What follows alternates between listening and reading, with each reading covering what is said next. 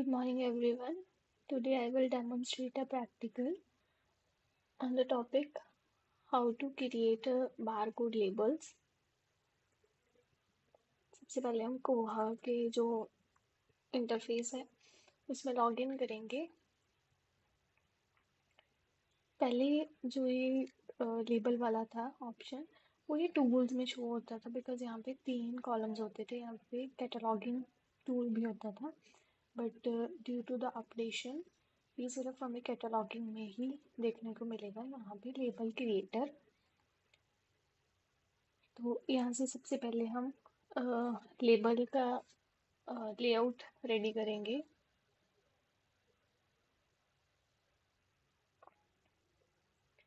Layout का नाम जो है लेट अस से लेबल 1 2 रख देते हैं बिकॉज बारकोड के नाम से बहुत सारे पहले से ही बने हुए हैं.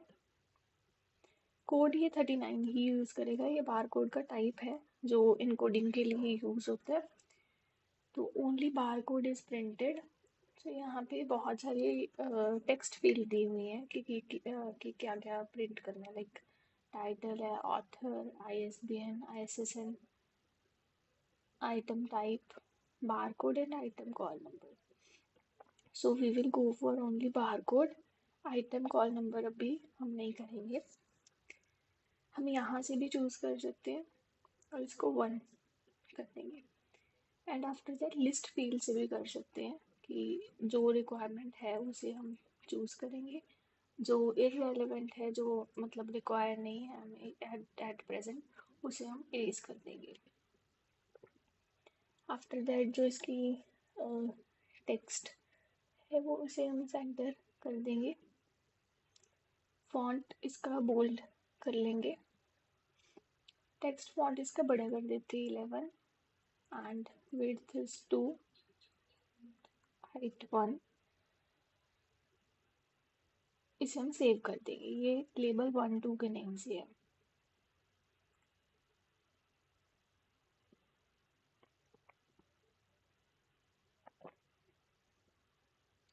ये लेबल 1 2 के नाम से जो हमारा लेबल लेआउट है वो रेडी है.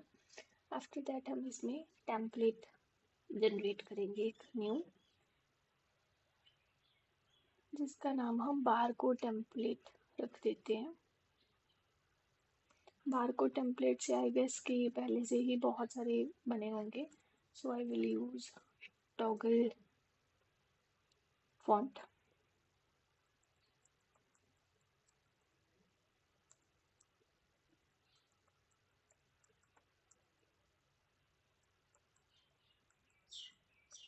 तो इससे हमें पता लग जाएगा कि यही वाला जो है हमें यूज़ करना है.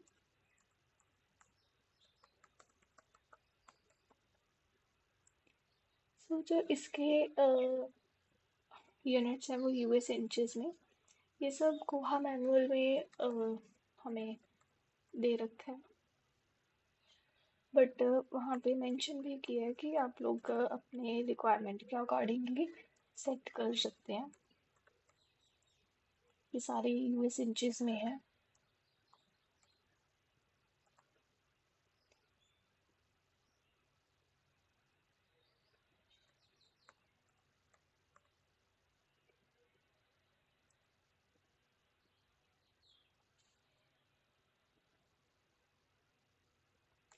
ये 5/13 वाला जो होता है वो वाला हम बना देते हैं. 0.48 और गैप भी 0 नहीं होगा कुछ. यहाँ पे हम लोग अगर प्रिंटर है तो उसके साथ हम साथ के साथ कनेक्ट कर सकते हैं कि जब भी वो बारकोड रेडी हो जाएंगे वो साथ के साथ ही प्रिंट हो सकते हैं. So that we will save it. ये वाला जो है बारकोड टेम्पलेट जो हमने टॉगल वाले में लिखा था, टेम्पलेट भी टॉगल है उसमें. तो ये हम यहाँ पे डाल लेंगे. After that to generate the barcode हम लोग जाएंगे लेबल बैच में. लेबल बैच में या तो आइटम नंबर से हम लोग एंटर कर सकते हैं या बार कोड के थ्रू कर सकते हैं। अगर बार कोड के थ्रू या आइटम नंबर के थ्रू नहीं करना तो डायरेक्ट यहाँ पे और भी जो है हमारे पास कीवर्ड्स है, सर्च फॉर आइटम्स के ऑप्शंस है, उससे भी हम लोग ऐड कर सकते हैं लाइक टाइटल एंड ऑल। सो मैंने पहले से ही बार कोड कुछ ले रखे हैं, यहाँ पे कॉपी कर रखे हैं ये बार कोड जिसकी कैटलॉगिंग हो चुकी है कोहा में। सो हम यही वाले यूज़ कर लेंगे।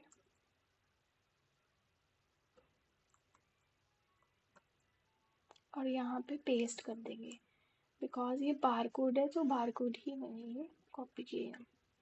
यहाँ से जब हम ऐड आइटम करेंगे यहाँ पे हमारा जो बैच है वो शो हो जाएगा।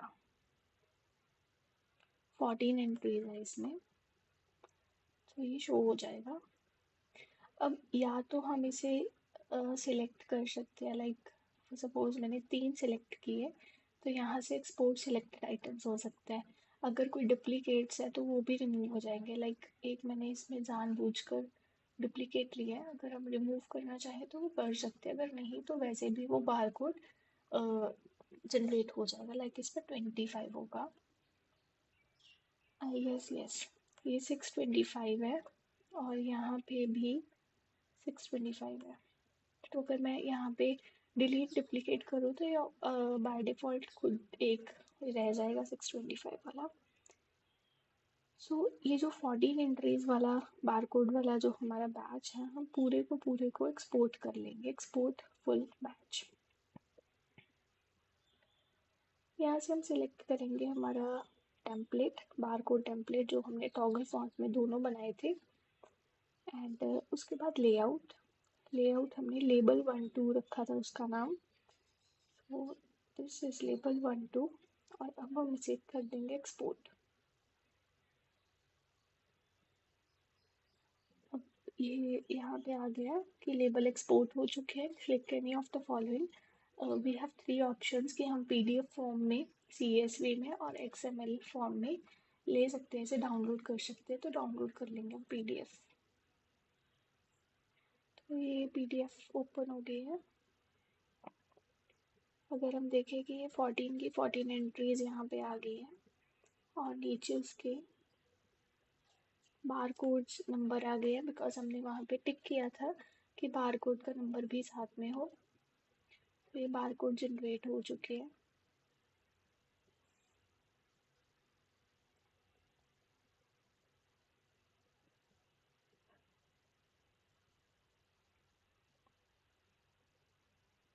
यहाँ पे हम रिमूव डुप्लीकेट्स करके देखते हैं।